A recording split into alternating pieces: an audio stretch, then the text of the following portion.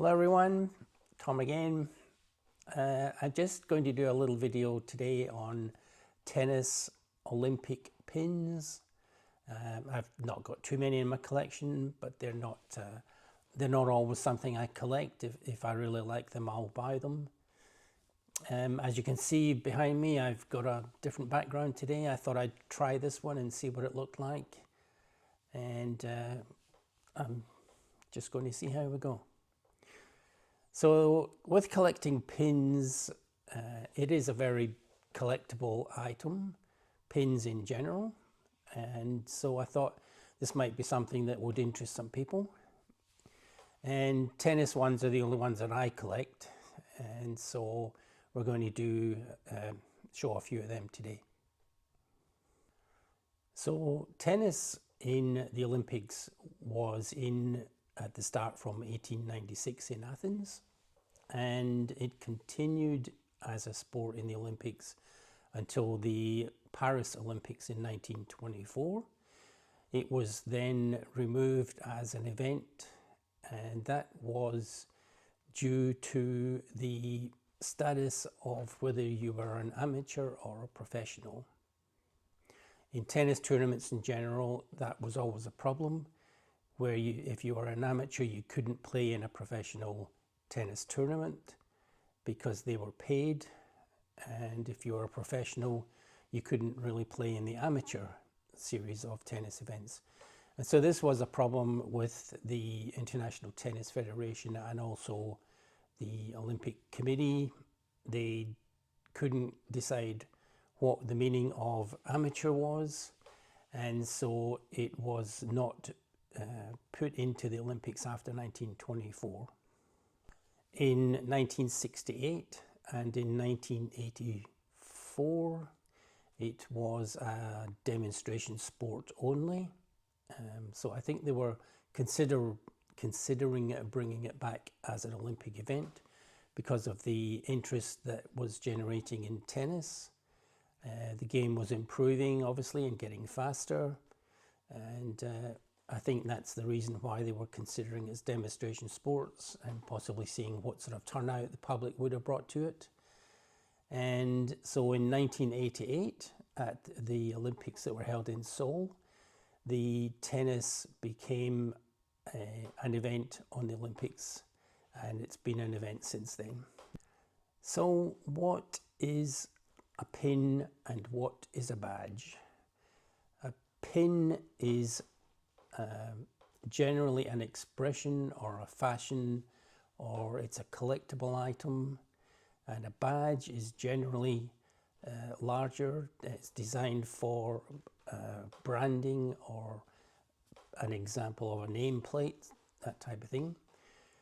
But I have found in my research that branding is like a promotional piece. So the Olympics was something that was being promoted by pins. So is the pin also a badge?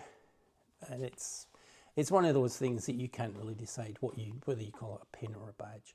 Generally, I think a pin is something that's just stuck on with like a little thing like that at the back, where it's pushed onto a pin itself that sticks from the back of the badge.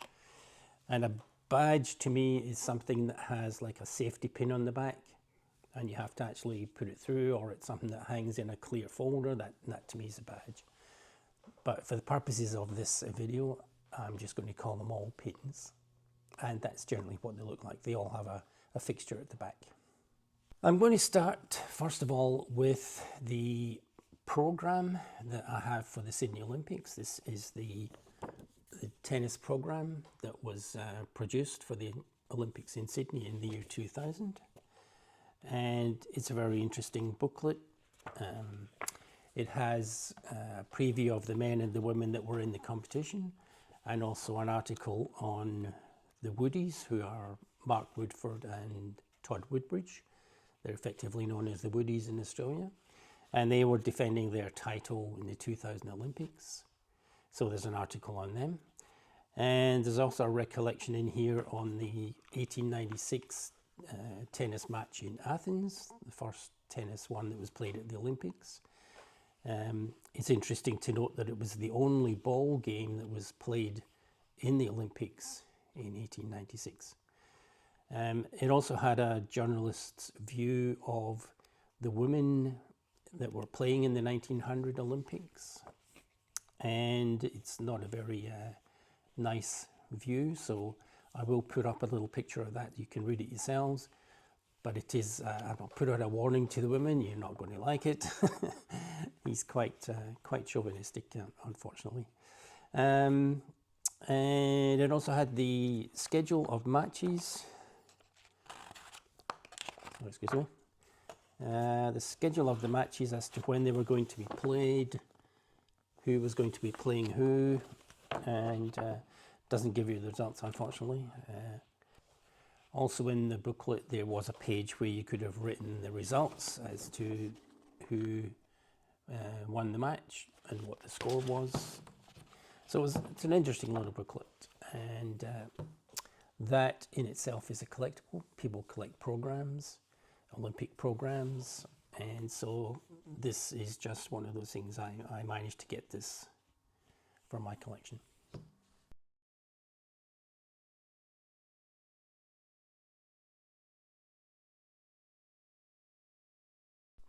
Okay, so I have badges from the Sydney Olympics game in 2000 and also the Beijing games that were held in 2008. I'll start off with the Sydney ones, just because I don't really find them exciting, and I thought, let's get them out of the way. We can show you what they look like.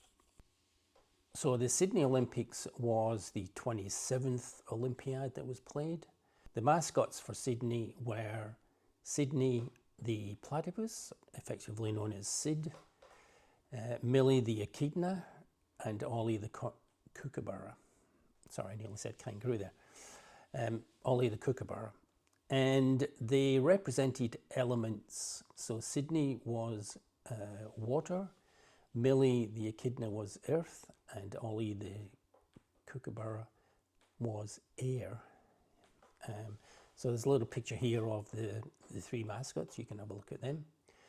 There was also a fourth mascot, and that was Lizzie the lizard, Lizzie the frill-necked lizard, which is an Australian animal, and she represented the Paralympics in the Olympics in 2000.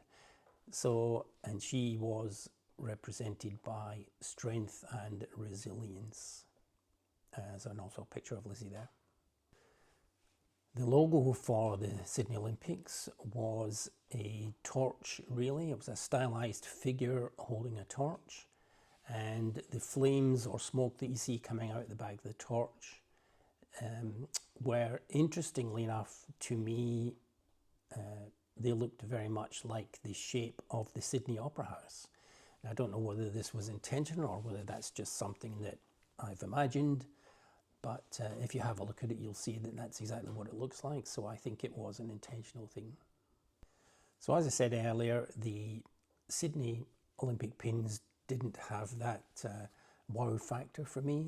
They were pretty much plain as far as I'm concerned anyway. But I got them because they were the only tennis pins that I could find to put into the collection. And the first one is just a blue square. I'll put some pictures of them up, but it's just a blue square. Nothing exciting about it. It has tennis at the bottom, and it has the logo to the left hand side of it. It's a very small pin, but it's not exciting, if you like. The second one is pretty much the same. It is two silver squares. Again, it's a stylized figure, and it has the second one, the second square at the back, has the overlap, has the torch relay. Again, it's just I'm sorry to say they don't really excite me that much. So the next pin is not as bad. It's a little bit more exciting, but it's one of the mascots, and this mascot is Sid the Platypus. This is him. I still have them on the original cards if I can.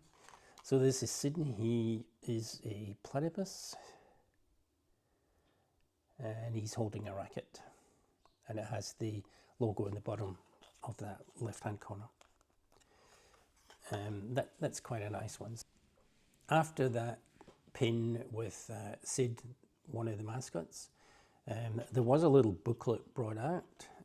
He also is on this one, and you can see him on the front. So this is him here, his little pin. But this one also had a medallion. As you can see here, he's on the medallion. And on the back of the medallion is the Olympic torch. So this was a little booklet inside. It had all the information on Sid, and it was pretty much what he represented at the games, and also it was a little profile on him. So he was named after the city of the games, which was Sydney. He's a team player, natural leader, all that sort of stuff.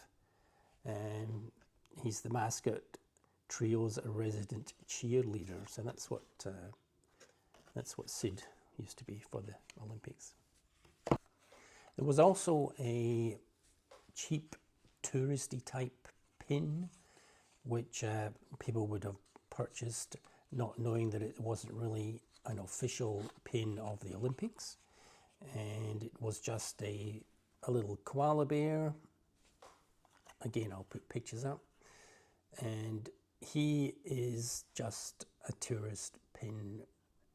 He does have on the front here, he does have the flag of Australia and the Olympic rings, and in his cap you can see there's an opal, which is an Australian stone that's found up in Coober Pedy, a place in Australia that does opal mining. And so this would just have been for people who would have been in a tourist shop. It's nothing, it's not an official pin from the Olympics. He's still quite cute. Okay, so that's the pins for the Sydney Olympics.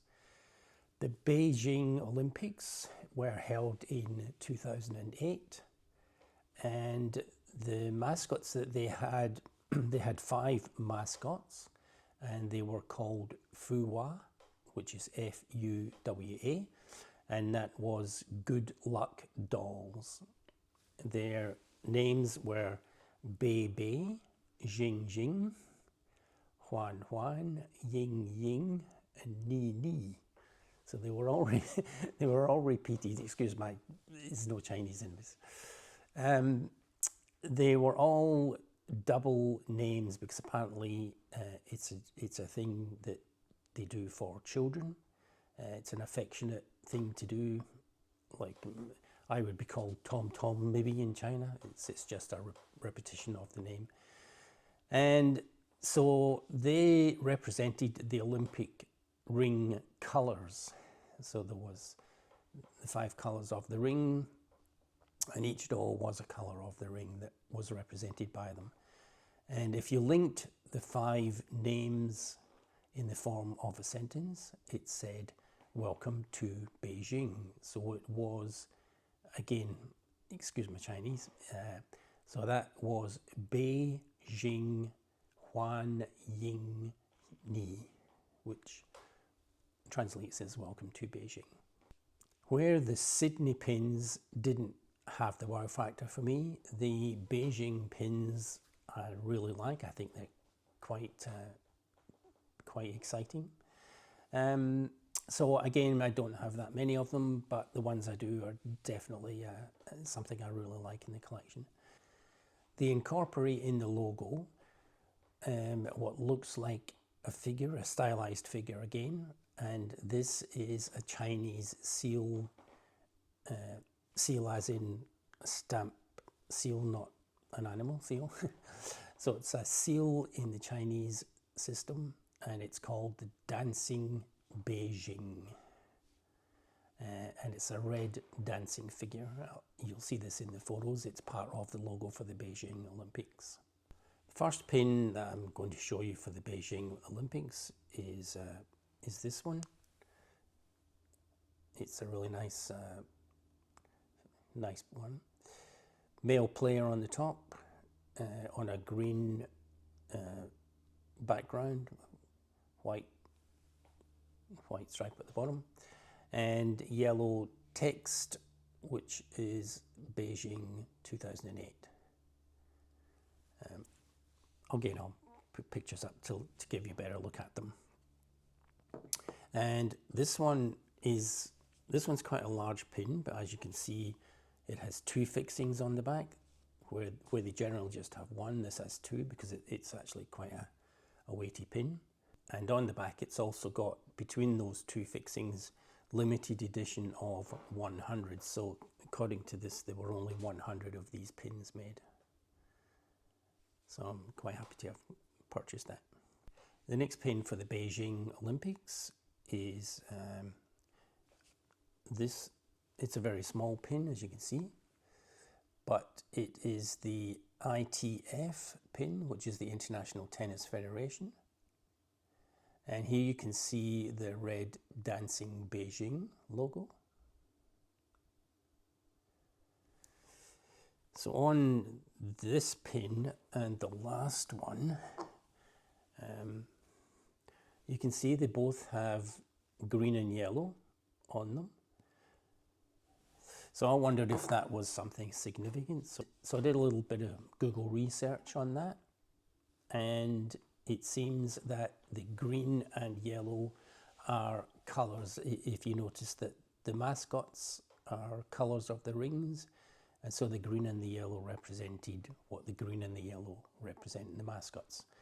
If you have a look at the Beijing Olympic site, it does say that the green represents the Green Olympics concept of sustainability in nature, and the yellow, if it's along with another colour, symbolises the vibrant culture and landscape of China. So there is a significance in those two colours being on those two pins. So the next pin is one of the mascots, and this one is Ying Ying, and she represents the colour yellow, and she is a Tibetan antelope.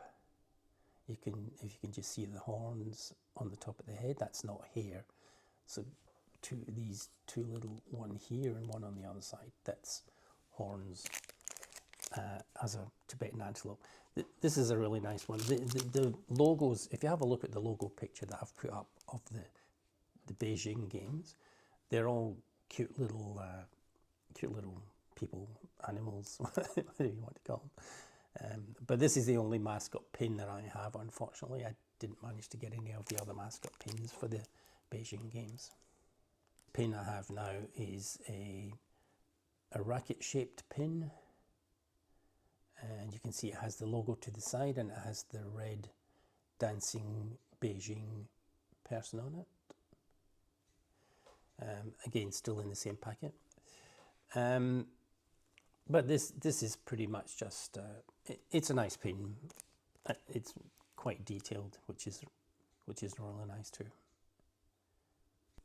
The next pin is what's called as a venue pin. So it's one of the venues where an event would have been held.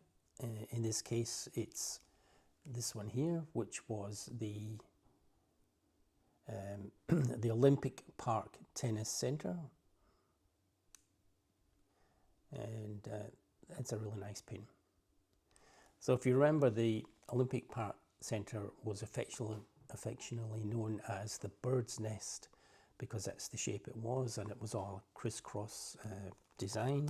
I'm not sure if you can actually see that in this picture. But it was a crisscross framework on the outside, and if you remember when you were watching the Olympics, it was always lighting up in different colours, and it was quite a spectacular venue. So this was the pin for that. Actually, you can see on the packet, you'll see here, this is the venue itself.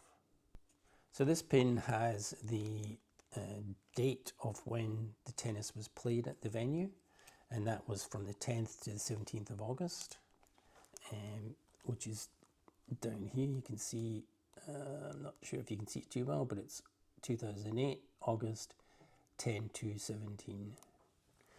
And so that's when the tennis event took place at that venue in Beijing. This pin, it's a male tennis player. It's a small pin, as you can see. It's actually quite a detailed pin. There's a lot of work gone into making these. They've done a good job, I think. So this particular pin is part of a set. There were 6 pins in the set. Yes, there were 6 pins. Sorry, I've got it ready here to show you. There were 6 pins in the set, and this was one of them. And you can see down the side here, it's got a straight edge. And I'll show you the reason for that in just a second. So the boxed set that I was talking about, I've got 2. I bought 2 because they were really nice pins. So this is the box they came in. Again, green and yellow. And on the box lid is just this. It's just the dancing Beijing logo and the Olympics. On the back of the box is the logo and a certification. And in the box is the ticket, and this is in Chinese. But it's just basically an official licensed product certification. And the bit that's attached to it is they were limited to a production of 50,000, which seems quite a lot, but worldwide it probably isn't. And this one is number 1264, that's in my collection. So as I say, it's a nice little box. And I shall just open it up and let you see what's inside. So this is what's in the box. It's a set of 6 pins, as I said. And the reason that pin that I showed you, the individual one, had a straight edge is because they all connect together and make this. So there are all these pins with a straight edge, and then there's another one up on the top here. But again, the details of these are quite spectacular, I think.